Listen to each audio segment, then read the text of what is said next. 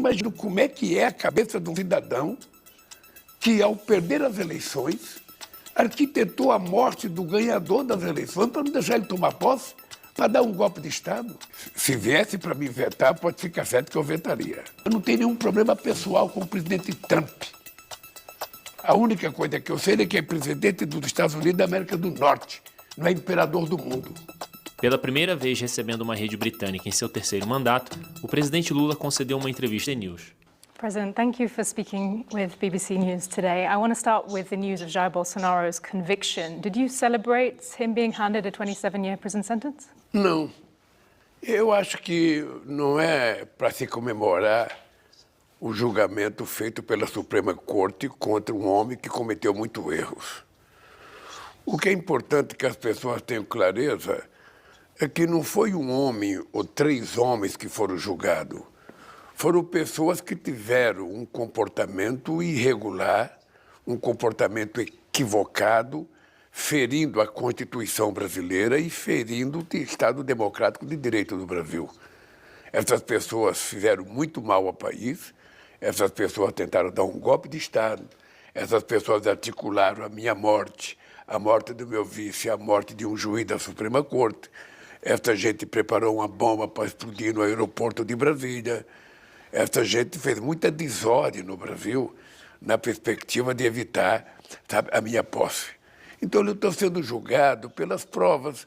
Então, eu acho triste isso, porque o Brasil tem o seu mais longo período de democracia contínua, é esse que estamos vivendo agora. E a gente precisa aprender a gostar da democracia. O direito de ir e vir, o direito de respeitar os outros, o direito à liberdade de expressão não dá direito de você desacatar, de você ofender, de você pregar o ódio através das redes digitais. Sim. Então, essa gente foi julgada pelos crimes que cometeram. Eu, sinceramente, eu gostaria que ninguém tivesse cometido nenhum crime e ele teve todo o direito de se defender, todo o direito, ele teve a presunção de inocência, sabe? E foi condenado. Eu espero que ele continue apresentando suas defesas e continue tentando provar que ele não tem culpa, porque até agora ele é o culpado de dar tentativa de golpe de Estado nesse país, de tramar a morte do presidente eleito, do vice-presidente, do ministro da Suprema Corte e de tentar outras mazelas nesse país. The victim of the biggest legal lie. These are not words of Jair Bolsonaro or of President Trump. These were your words after you were exonerated following a prison sentence for corruption. Do you agree with Bolsonaro at all that the judiciary in this country can be political at times? Ora, veja, eu acho que ele foi julgado por um crime que ele cometeu. Não tem política nisso.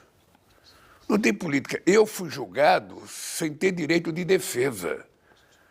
Eu fui julgado, fiquei 580 dias preso, ou seja, até hoje não provaram absolutamente nada, e a sentença que deram para mim era que eu tinha cometido um crime chamado fato indeterminado, ou seja, uma má-fé. Então, no caso do atual presidente, você tem provas concretas, você tem delações concretas, você tem documentos concretos escritos por eles. Então, não há como você tentar colocar que é um julgamento político. Não, é um julgamento processual por desrespeito à nossa Constituição, por tentar destruir o Estado Democrático de Direito desse país, com todas as provas possíveis, com imagens das coisas que eles fizeram de errado. Então não tem política, tem justiça. You agree with Donald Trump that it's important to bring back American jobs and industry, but you think tariffs are the wrong answer. What's the right answer?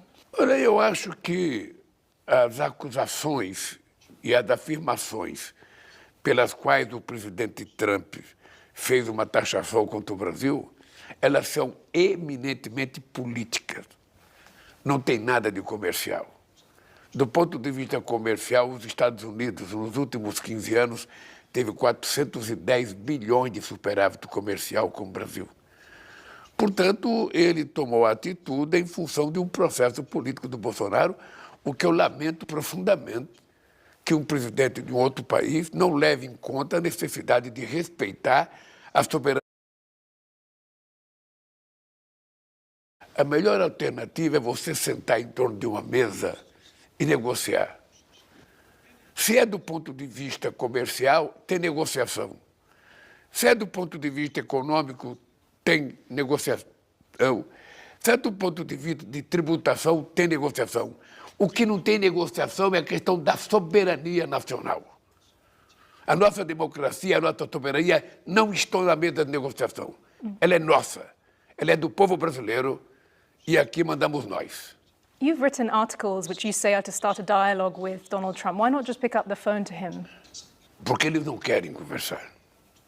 But he said you can call him Eles não querem anytime. conversar. Eles não querem conversar. Eu estou dizendo há 4 meses que nós estamos dispostos a conversar.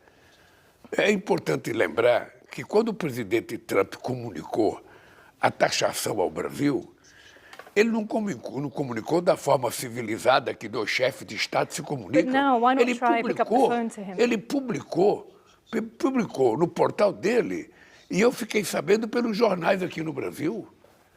Ou seja, eu tenho meu ministro da Fazenda, eu tenho meu ministro da Indústria e Comércio, que é meu vice-presidente, eu tenho meu ministro das Relações Exteriores, tentando conversar com os negociadores americanos e ninguém consegue conversar, porque eles não querem conversar. Eles não querem conversar, eles não querem multilateralismo, eles querem unilateralismo. Então, quando eles quiserem conversar, o Brasil está pronto para conversar. Pronto. Nós temos o meu vice-presidente, nós temos o meu ministro das Relações Exteriores e o meu ministro da Fazenda disposto a conversar. E com o Trump, na hora que ele quiser conversar, eu estou pronto a conversar. President, can I just confirm one point with you? President Trump has said he's happy to talk anytime. Can I just confirm, have you tried to and he's just not picking up, or have you not tried to call? Olha, eu não tentei fazer chamada porque ele nunca quis conversar. Uma coisa é falar com a imprensa, outra coisa é dizer o seguinte: ninguém tentou conversar com o Brasil. Eu estou dizendo para você que a informação da taxação eu recebi pela imprensa. Nem o meu Ministério das Relações Exteriores recebeu, nem o meu ministro do Comércio, sabe, recebeu. Ou seja, foi uma coisa taxada simplesmente de uma pessoa que não quer conversar, não quer dialogar, não é comigo, não, é com ninguém. Tá? E nós tentamos entrar em contato muitas vezes, sabe? Tivemos várias reuniões, aliás, nós tivemos muitas reuniões com os Estados Unidos e no dia 16 de maio nós mandamos uma carta cobrando uma resposta das negociações que a gente tinha feito. So to confirm, the reason you haven't tried to call is because he didn't try to call before imposing the tariffs. Is that correct? A razão que nós não ligamos é porque os americanos não querem conversar. Essa foi a razão. Eles não querem conversar. Eles acham que eles podem tomar decisões, publicar no jornal e a responsabilidade fica do nosso lado. Não. Ou seja, o que nós estamos trabalhando é o seguinte: nós entramos num processo no OMC, nós estamos entrando com um processo na seção 301 e nós vamos fazer a reciprocidade no momento que nós entendemos que é correto fazer a reciprocidade. Quem sabe, depois de tudo isso, haja possibilidade de sentar numa mesa e negociar. In a few words, how would you describe your current relationship with President Trump? Olha, não tem relação. Não tem relação. Eu tive muita relação com todos os presidentes americanos. Eu tive muita relação com Bush, eu tive muita relação com Biden, eu tive muita relação com Obama, tive relações com ex-presidentes americanos, tenho a relação com o Reino Unido, com todos os primeiros ministros, tenho com toda a União Europeia, tenho com a China, tenho com a Rússia, tenho com a Ucrânia, tenho com a Venezuela, tenho com a Bolívia, tenho com todos os países do mundo. O Brasil não tem contencioso com nenhum país do mundo.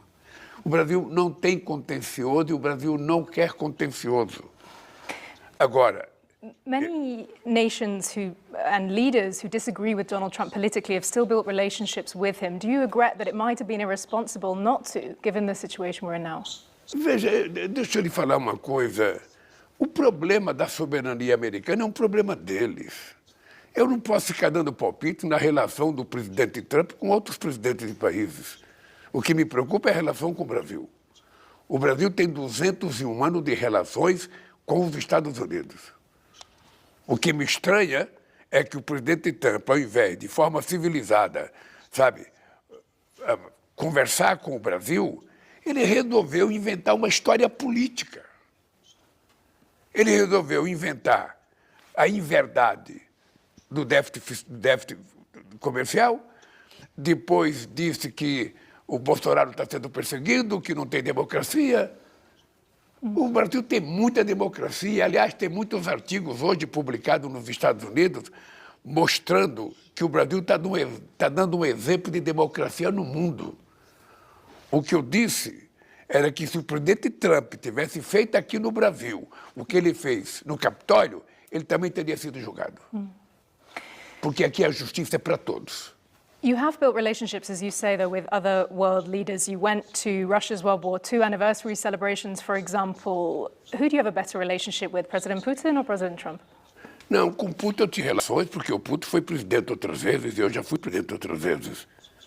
Eu não tenho nenhuma relação com o Trump, porque quando o Trump foi presidente da outra vez, eu não era presidente da República, e agora a relação dele é com o Bolsonaro, não é com o Brasil. You say you want a more democratic United Nations. Why not call out the authoritarianism among some of your allies, Russia, China, Iran? These are countries where it has been widely documented that there have been unfair elections, undemocratic elections, and human rights abuses too. Olha, deixa eu lhe dizer uma coisa, o que eu quero das Nações Unidas. Eu quero que as Nações Unidas ela represente a geografia mundial do século XXI. A ONU de hoje, sabe, não tem nada a ver com a ONU que foi criada em 45, ou melhor, a ONU que foi criada em 45 não tem nada a ver com a ONU de hoje. Ou seja, é preciso colocar os outros países. Ou seja, cadê o Brasil na ONU? Cadê o México? Cadê a Argentina? Cadê a Índia? Cadê a Alemanha? Cadê o Japão? Cadê os países africanos? Ou seja, a ONU não pode continuar com os 5 países que foram, sabe, que resultou da Segunda Guerra Mundial. A geografia mundial mudou, a geopolítica mudou. E é preciso que a ONU volte a ter força para que ela possa incidir nos conflitos. Se ela não tem força, ela não tem incidência em nenhum conflito. Não consegue incidir na guerra da Ucrânia, não consegue incidir, sabe, em Israel, não consegue incidir na guerra do Irã, não consegue incidir em nada, porque não tem mais representatividade. Os 5 membros do Conselho Nacional, os 5 membros do Conselho de Segurança da ONU, os membros permanentes, eles próprios não respeitam mais a ONU. Eles tomam decisões unilaterais. O que nós queremos é uma ONU que represente a geopolítica de hoje. Sabe, que os países estejam presentes. Nós temos na África países com 240 milhões de habitantes, com 120 milhões de habitantes. Nós temos o Brasil com 200 milhões, nós temos a Índia com 1 bilhão e 400 milhões. Esses países têm que estar no Conselho da ONU para ajudar a tomar decisões. But President, you talk about democracy. Why then not condemn Russia for its actions in Ukraine in the same language you've used against Israel, for example? Why does Brazil happily continue to fund Russia's war in Ukraine by buying Russian diesel? Deixa eu lhe falar uma coisa. É importante que tenha clareza do que o Brasil faz. O Brasil foi o primeiro país a condenar a ocupação da Ucrânia pela Rússia. O Brasil não financia a Rússia, o Brasil compra petróleo porque o Brasil precisa comprar petróleo. Como a China precisa comprar petróleo, como a Índia precisa comprar petróleo, como a Inglaterra precisa comprar petróleo, como os Estados Unidos precisam comprar petróleo. Agora, se nós tivéssemos uma ONU funcionando corretamente, certamente essa guerra não teria acontecido. Não tem ninguém negociando porque a ONU não representa muita coisa hoje. Se tivesse uma ONU funcionando, essa guerra não precisaria ter existido. Se a ONU estivesse funcionando, não precisava ter acontecendo Gaza. E eu não acho que em Gaza tem uma guerra. Em Gaza tem um genocídio. Em Gaza tem um exército altamente sofisticado matando mulheres e crianças. E até o próprio povo judeu está contra isso, porque toda vez eu vejo na imprensa passeata do povo judeu contra a matança que o Netanyahu está fazendo em Gaza. Se vocês acham que isso é uma guerra, eu não acho. Eu acho que isso é um genocídio e que não pode continuar. É por isso que eu defendo a criação de 2 estados. É por isso que eu defendo a criação do Estado palestino para viver em harmonia com o Estado de Israel.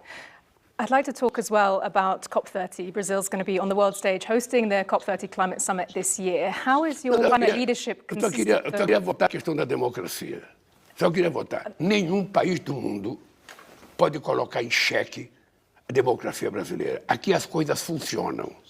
Aqui a justiça funciona, Aqui o Poder Legislativo funciona e aqui o Executivo funciona. O que nós queremos é o seguinte, nós somos soberanos nas decisões que estamos tomando no Brasil.